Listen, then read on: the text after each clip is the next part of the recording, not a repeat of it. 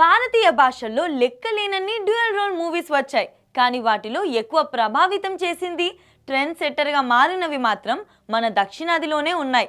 అందులో ఒకటి కమల్ హాసన్ అద్భుతంగా నటించిన కళ్యాణరాముడు. 1979 రచయిత కమ్ నిర్మాత పంజు అరుణాచలం ఒక కథ రాసుకున్నారు. కవలలైన అన్నదమ్ముల్లో ఒకడు ఆస్తి కోసం జరిగిన హత్య వల్ల చనిపోతాడు. అతను ఆత్మరూపంలో సోదరుడి శరీరంలోకి వచ్చి ప్రతీకారం తీర్చుకోవడం అనే పాయింట్ చుట్టూ ఇది తిరుగుతుంది.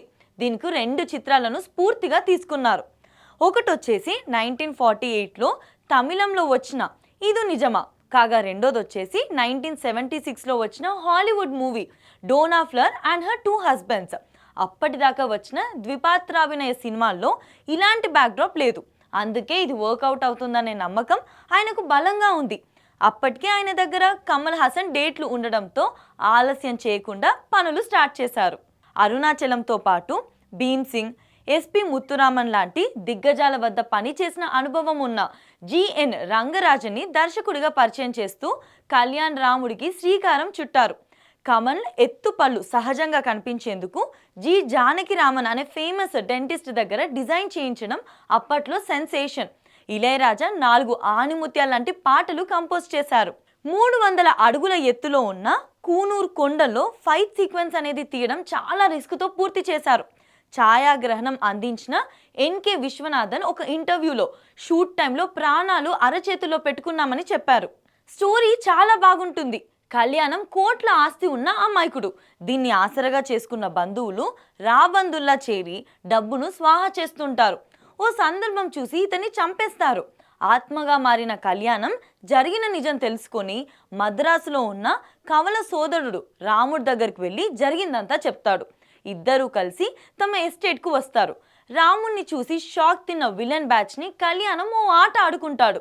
వాళ్ళ కుట్రలను అడ్డుకొని తన సోదరుడికి ఆస్తి దక్కేలా చేసి స్వర్గానికి వెళ్ళిపోతాడు. ఇది కళ్యాణ రాముడిలో కథ. హీరోయిన్గా శ్రీదేవికి మంచి ఇన్నోసెంట్ క్యారెక్టర్ అయితే ఇచ్చారు. రామస్వామి, సుందర్ రాజన్, శ్రీనివాసన్, రాఘవన్, మనోరమ తదితరులు ఇతర పాత్రలు పోషించారు. ఇళయరాజా మ్యూజిక్ ఊపేసింది.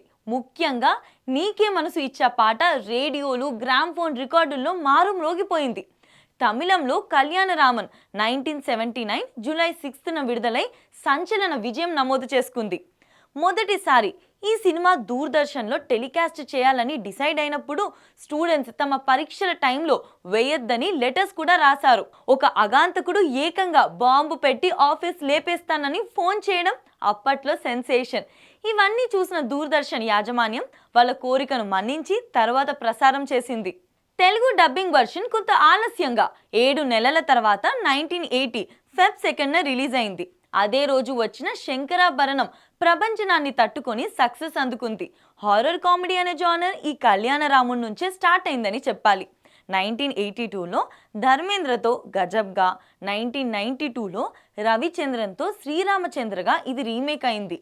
కళ్యాణరాముడికి సీక్వెల్గా 1985లో ఎస్పి ముత్తురామన్, జపనిల్ కళ్యాణ్ రామన్ తీశారు. కానీ తమిళ్ ఇంకా తెలుగులో ఇది డిజాస్టర్ కావడం కోసమెరుపు.